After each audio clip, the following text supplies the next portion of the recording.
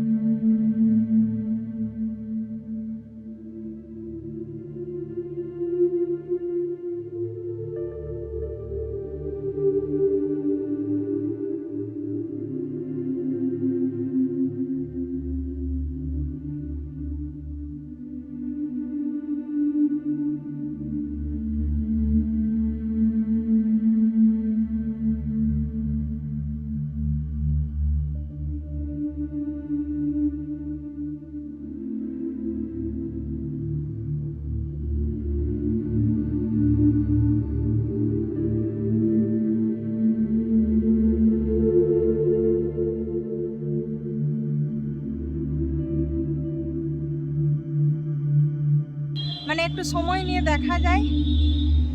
পরিবেশটা এত শান্ত, এত ভালো লাগে না। তো ভাই তো কেন ওদিকে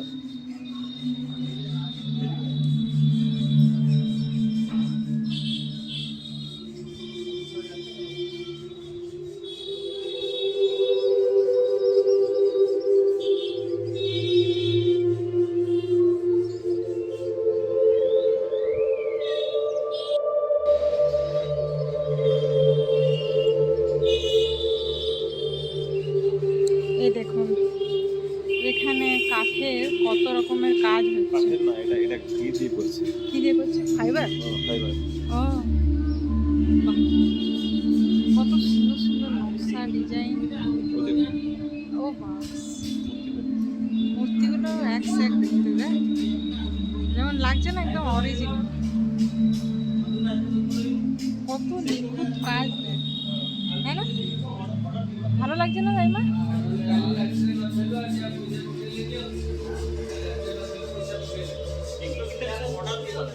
ও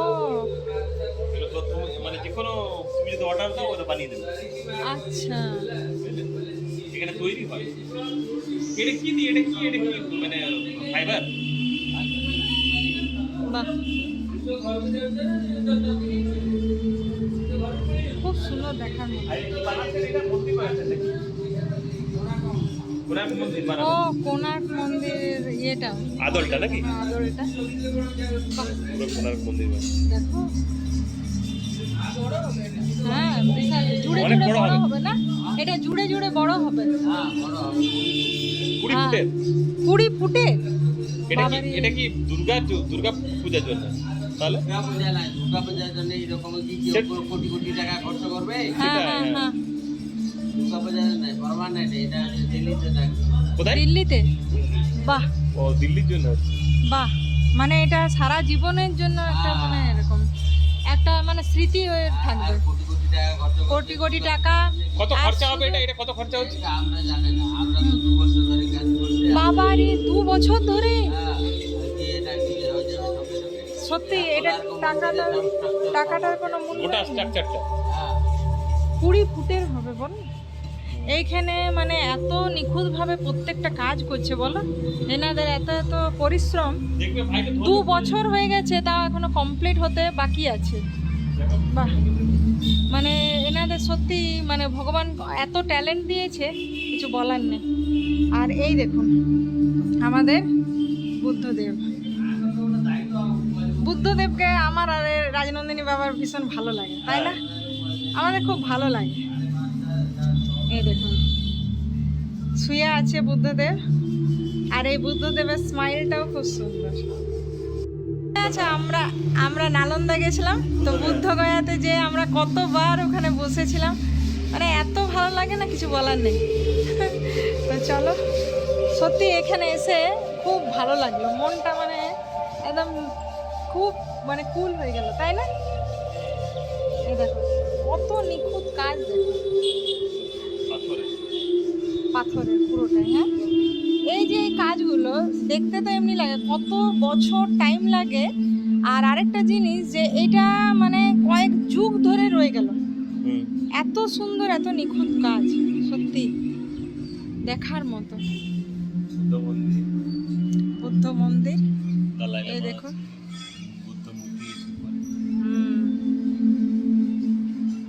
এখন গেটটা লাগানো আছে, একটু বেলা হয়েছে তো, কটা বাজে? 10টা বাজতে যায় না?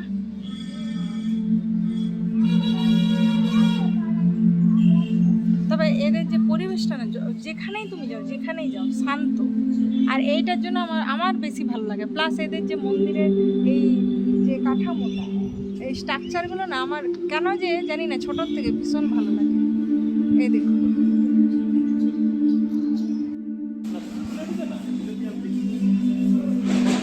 এখানে দেখুন কত শিব বানিয়েছে, অনেকগুলো পাথরের শিব বানিয়েছে।